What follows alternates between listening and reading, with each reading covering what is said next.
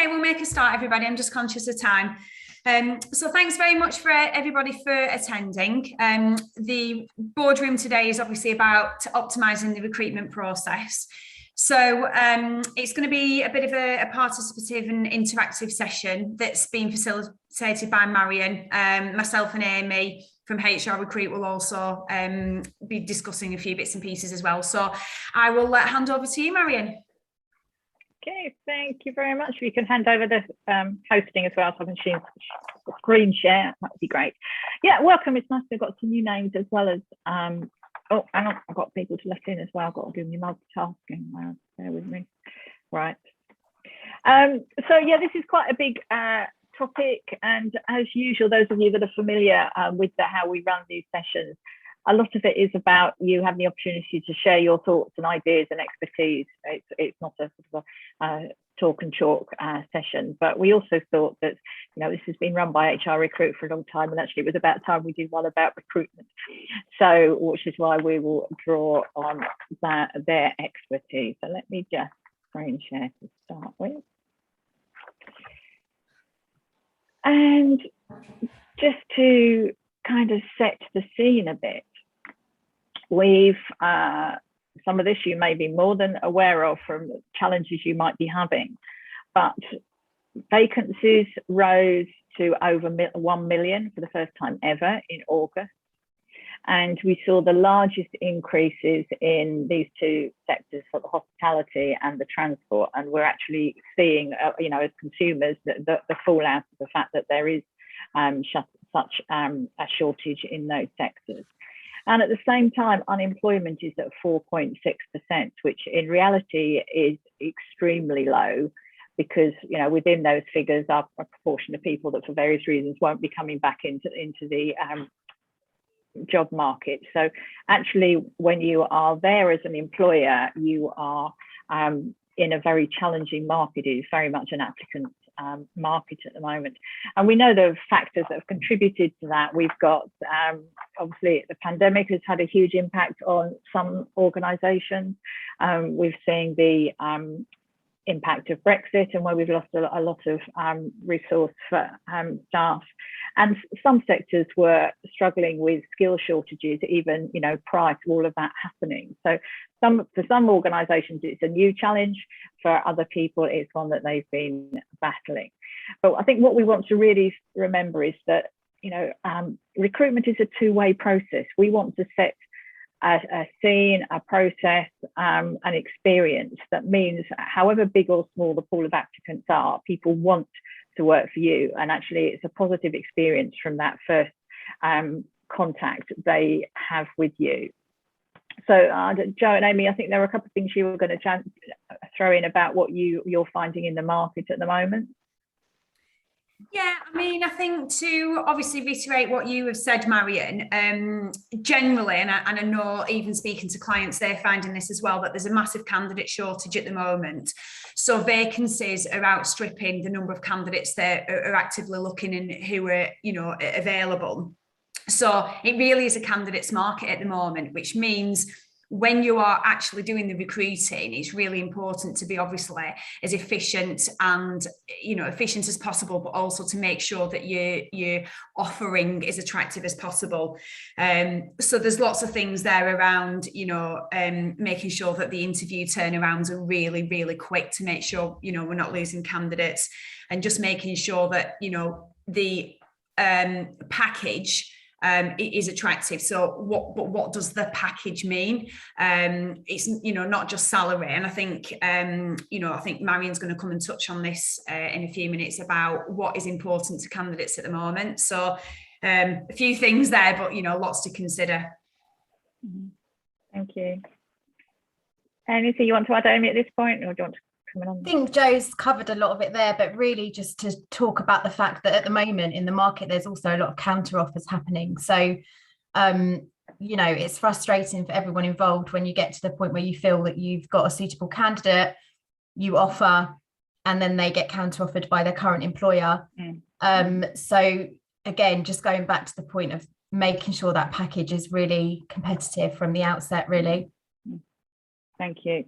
And I think that's quite a nice segue actually into actually recognizing, you know, what will make somebody decide even at that last minute that they'll go with another offer, because we know it's not just about salary, it's far more complicated than that. And think about, you know, when does the recruitment process actually start?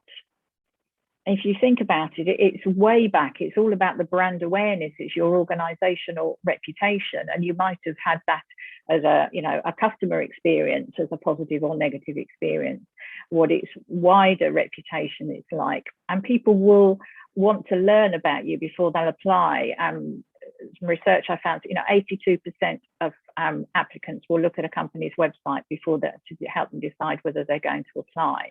So, I mean, okay, you know, the total website is outside generally, you know, HR's remit, but we can, you know, what does it tell us about the organization?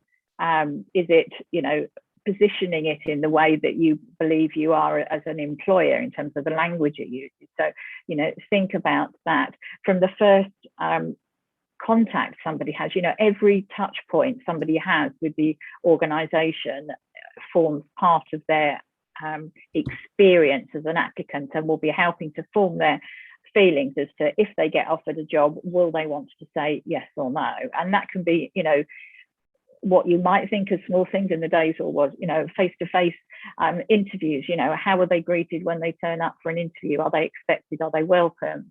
You know, what's the tone of the job description? How does that read? So loads of things that actually will impact on that.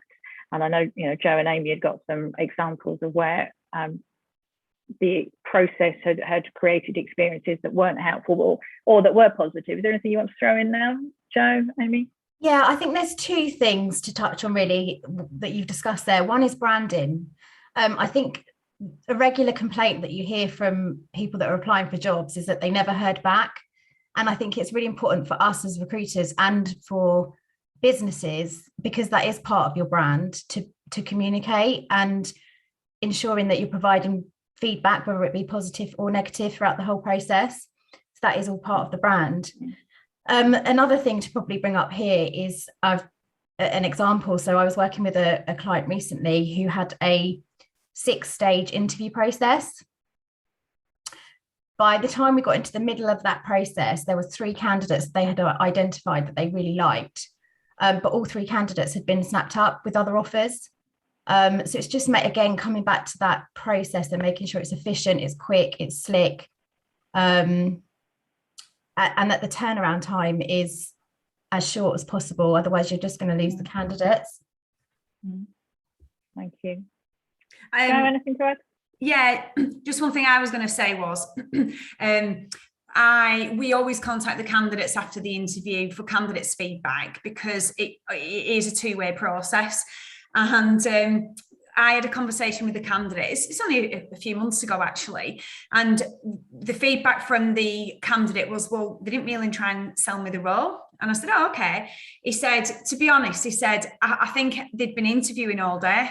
He said, I think I was the last candidate, and I think they were really tired. He said, if you're asking me, would I like to go and work for that organisation, from what I've seen at the interview, no, not really. And I was like, right, okay. So I then fed that back to the client to say, that's the message that you're portraying to potential candidates. Are you aware? Because, you know, it is really important that, you know, a good impression is made at every sort of stage of the process. Thank you. Let's think about what does make a positive recruitment experience, and actually also thinking about the process. So the first bit I would always encourage people to do is that big picture thinking. So before you actually just dig out the job description from the last person, actually think about, is that role still the role that we want to recruit for? Is that, are those the skills, the behaviours, the knowledge, experience that we actually need in the business now? So just take a bit of time to think on that. And obviously that's being done with the business, with the managers, with the team. So we don't just immediately replicate like we'd like. Thinking about the diversity, I'll mention that again in a minute, but you know, how can you create an offering that's going to create have interest to a wider applicant pool? And you need to be able to stand out from other employers, and this is even more crucial in some sectors than others.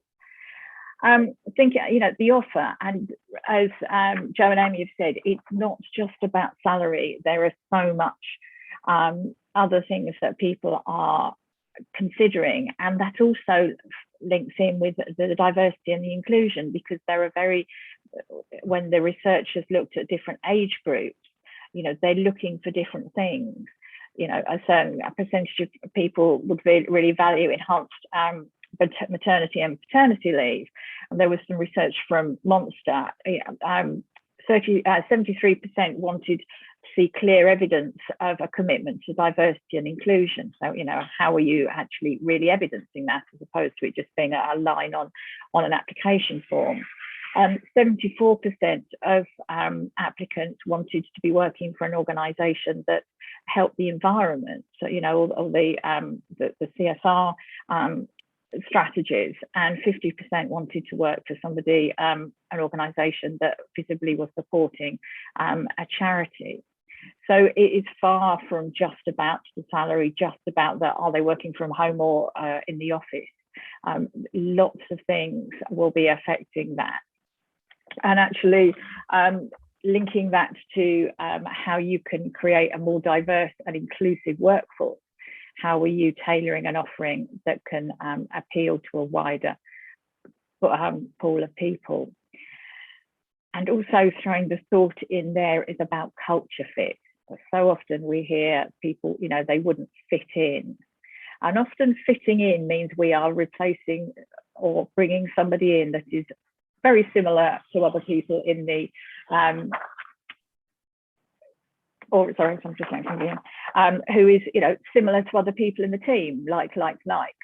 But actually, we get much greater strength as teams by having a variety of people. So what are we missing out on in terms of perhaps a narrow interpretation of culture fit? So I think that's something as organisations we really have to challenge ourselves on a lot more. The process, the candidate experience. Again, the work by Monster found that what was pissing people off was a form or a process. Joe's already Amy's talked about the process. A form or a process that's too long. I mean, if it's an online form, some that you see, just is it really necessary for that much information? Are you putting barriers in the way of people applying?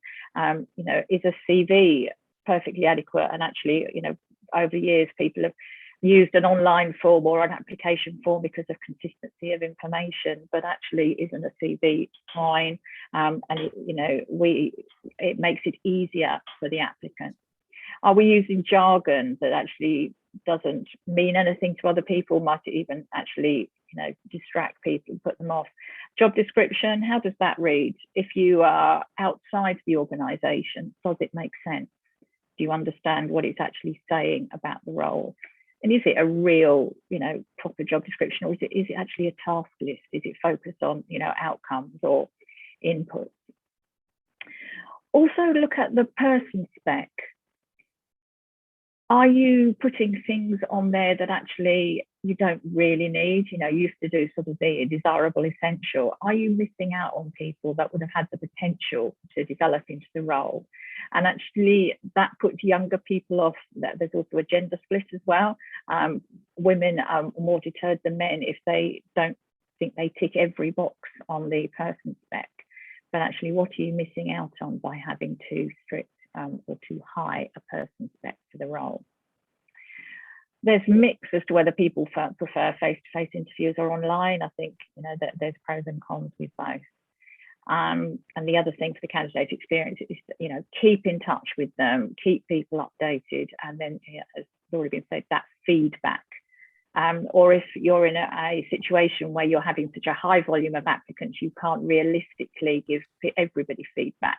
But personally, I don't think there's any excuse for not giving people proper feedback if you've actually interviewed them, because you haven't done that by the hundreds. So I think it's being very clear on the feedback process or the response process and actually sticking with it. And the last thing to consider is about your own systems. Are you making it harder for yourself? This isn't talking about having any great complex applicant tracking systems, but are you creating bottlenecks in your own processes that are making it protracted? As we've heard, organisations are losing people because they're not acting quickly enough. So in this market, you need to be working quickly. Whistle-stop tour of quite a few topics. Amy, Joe, would you like to add your perspective on any of those, please, particularly perhaps in terms of what people are valuing at the moment? Yeah, I think from my perspective, a lot of people are obviously looking at hybrid working now. Some people actually want to go back to the office. The majority of candidates actually want a mix of both. And I think a lot of clients, depending on the sector, I'm finding that if clients are in sort of manufacturing or engineering sectors, they generally want HR on site. Other sectors seem to be happy with a mixture of both. I think the more prescriptive you are, the more likely it is that you're going to exclude candidates. So if candidates are wanting to work from home and that's not allowed, then obviously you're potentially excluding some good candidates. So there's all that stuff to consider. It's easy for us to say, the realistics are what within your own business. How realistic is it that people work remotely? The other thing that is really important to candidates is flexible working. So again, how important is it that somebody is sat at their desk at 8:30 every single day, or 9 o'clock, and they are staying at their desk till 5 o'clock every single day? Is there the option of people to start a bit later and work, once they've got the kids in bed at night, or whatever it is? Some clients, come to us and they'll say, look, as long as the job gets done, I'm not precious about when that happens. I think for new candidates, it's important because there's an element of trust and you need to build up that element of trust. But the flexible working is obviously something to think about. And then the biggest thing at this moment in time is around the actual salary itself. So because the market is so competitive, and I have never ever known the market as competitive it is now, candidates really do have the option of a lot of roles to apply for. So what was a competitive salary at, say, the beginning of the year isn't that competitive now. So when clients are coming to us and basically saying they want to recruit X person for X salary, if it's not competitive, then we're telling the client, because if we don't, we're not doing justice to ourselves and to the client, but we know that we're not going to be able to fill those vacancies if the salary isn't competitive. So yeah, I don't know if there's anything on that you might want to add, Amy. No, I think you've covered it all there, really. I know there's a lot of clients at the moment that are running, we're still not 100% there with the whole hybrid working. Some companies are doing pilot schemes. And again, I think, like you said, it all comes down to the industry and the sector and also the situation. I'm working with a client at the moment that's got a brand new HR setup with 3 new members of staff in the team. So they really need people in, to set up the processes and things like that, at least 4 days a week. So yeah, I think you've kind of covered it all there, Joe, really. Thank you. Yeah, I totally think that every focus seems to be on the hybrid working at the moment, but that won't keep people in organisations for the long term. We don't yet know how things will pan out in the longer term, and I think that will change. Organisations will settle down into what works for them, but that's not what will keep people, I don't think, longer term. So think about that a bit. Right, we've been chatting a bit longer in the main room than we usually do, but I'm going to put you into groups now, as you'll be familiar with if you've joined us before. So how long we'll go for? I think probably 12 minutes is probably about as much time as we've got. So I've put some questions into the chat and suggestions for you to have a conversation, but really it's an opportunity for you to reflect on what we've been talking about, share your experiences, and then hopefully also share some ideas of things that might help you in a challenging market. That time went quickly, certainly the room I was in, it certainly did. So be interested to hear sort of the where your conversations were going, if somebody's happy to share some of the things you were talking about. So the room one, which was the one with Kerry, Joe, somebody from your room happy to share a bit about how your conversation flowed? Neil, do you want to have a crack at that? It's not me, I'm the one that don't. Is that because I talk quite a lot? Sorry. I wasn't saying that. We were talking about challenges and kind of sort of somebody was saying about getting people to come back into the office, and what I was saying was I think that's an old-fashioned way of looking at it, and I think there's two reasons behind that. First of all is, we've proved working from home actually hasn't seen a dip in productivity. At Inflow, everybody works from home. We have a hub office where we have 10 desks that people can book into. You then have to look at the team dynamics, and IT teams and tech teams and dev teams are quite introvert, so they tend to want to stay at home because going into the office is not something that kind of really is appealing to them. Whereas you've got some like customer service team or potentially a sales team, that's a different kind of layer. The other thing how's that influencing your recruitment, that knowledge? Well, because we've worked from home probably a little bit longer than 18 months anyway, we've not really seen a great change, other than the fact that we're actually able to draw upon a bigger talent, a pool of talent, because that can go across the entire country. Okay. Obviously that's going to start producing its challenges, because I've got for the first time I've got to jump on a train and do a face-to-face ID check in a few weeks for somebody who's got an Italian passport. So from that point of view, that is going to be a challenge, but that's just something we're going to have to live with. I think the biggest challenge that everybody's going to have for people working from home is a salary point of view. We're going to see increases in salaries because people are going to be able to say, I can work from Newcastle, but I can actually do a job that's for a company that's based in London, and you can afford to pay that. And the example I gave earlier was at the end of the year, we went out for a DevOps engineer role with a salary band and probably topped about 70,000. And a few weeks ago, I got an email from an agency putting a candidate in front of us who's now asking for 125,000. So I think salary is an interesting one. I mean, is it Google that have just sparked controversy by saying they're cutting salaries from people that are at home? But how do you, if you can get a job in London that commands a London salary, but you can live in Carlisle, or you can get a job in Carlisle and be living in London, how do you make the salaries right? Because it's also about the cost of living, the houses in the two places. So I think there's whole new areas of complexity. I'm just Jade, interested in the comment that you've put in. Are you happy to? I assume that's in the chat. Do you want to say a bit more about that?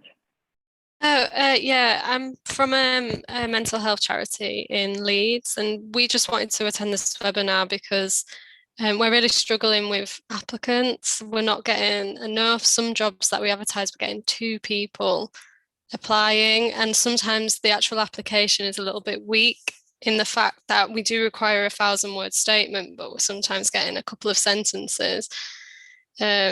So yeah, we just wanted to hear what everyone my challenge had to say in would their be, current experiences.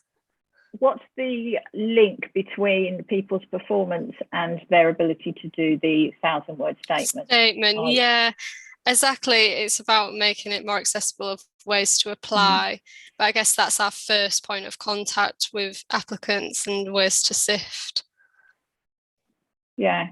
So if I was that would be the first thing I would look at. Is this? Are you creating a major barrier? 1,000 words is a lot. That would put a lot of people it is off. up to 1,000 words. Not everyone fulfills that word count, but if it's like 50 words, sometimes it's a little bit limited. Like we don't know enough about them to process them you into might the next get them in stage. front of you and they would chat Yeah, brilliantly. exactly. Maybe they can't. What sort of roles is this for? What are they actually doing?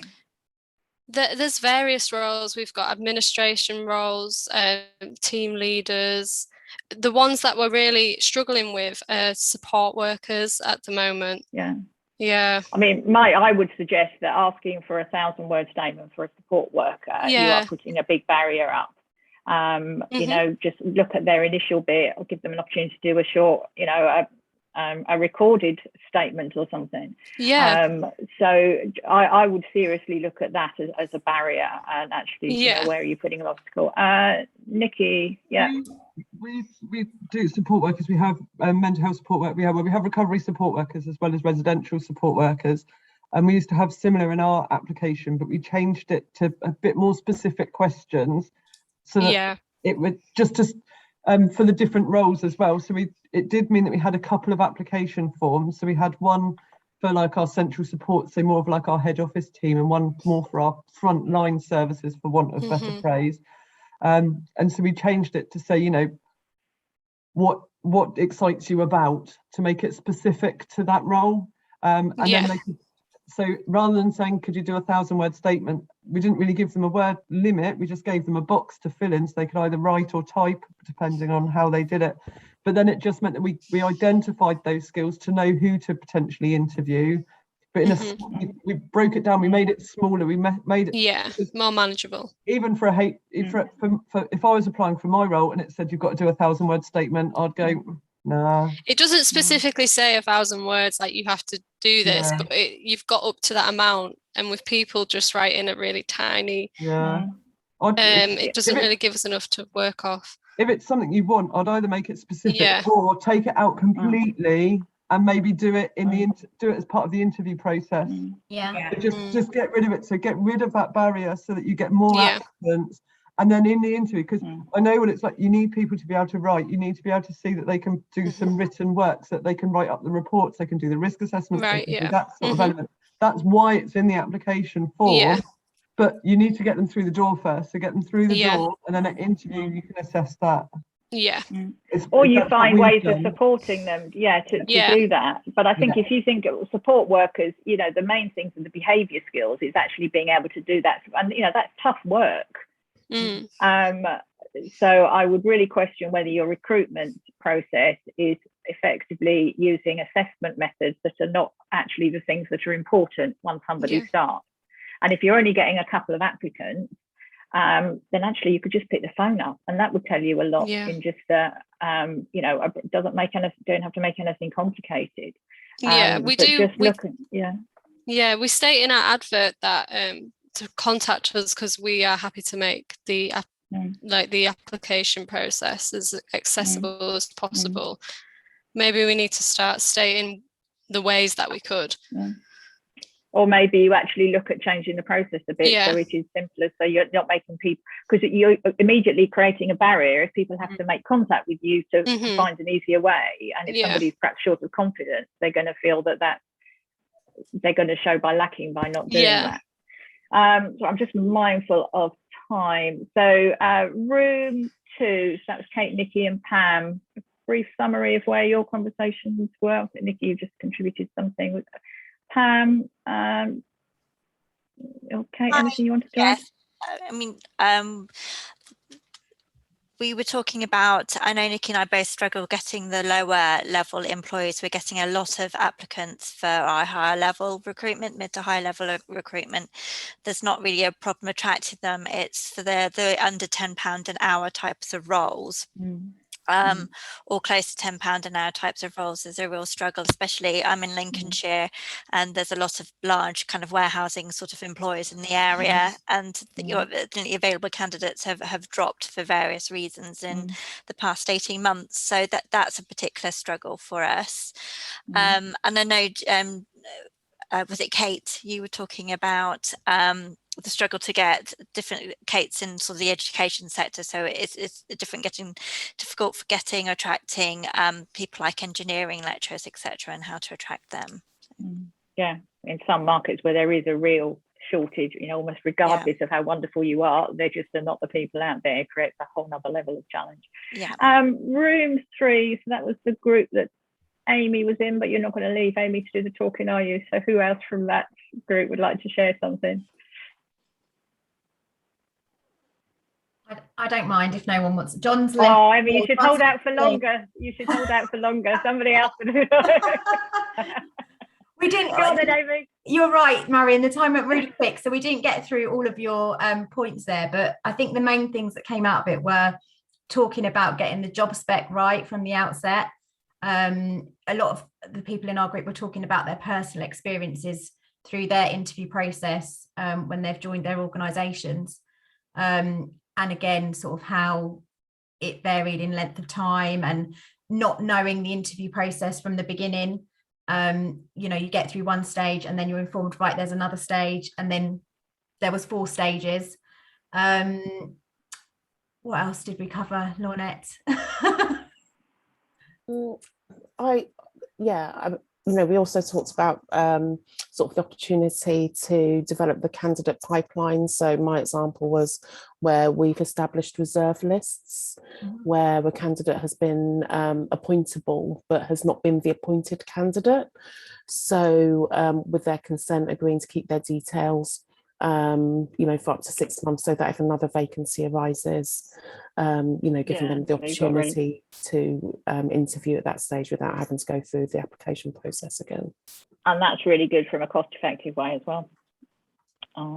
Brilliant, thank you. Just mindful of time, so if we just wrap it up. I think I'm trying to decide what are the key themes to bring, but I think one of the key ones for me is actually about making it applicant-centred, candidate-centred. Really put yourself in the position of somebody applying for a job and what makes it a positive experience. Where are there barriers and obstacles that might lose people along the way? You know, we know, you know, if people are just scrolling through Indeed, sorry, Joe and Amy, you know, if people are just scrolling through Indeed and are randomly, there's got to be something that makes yours stand out, that people actually want to stop and read a bit more to go across.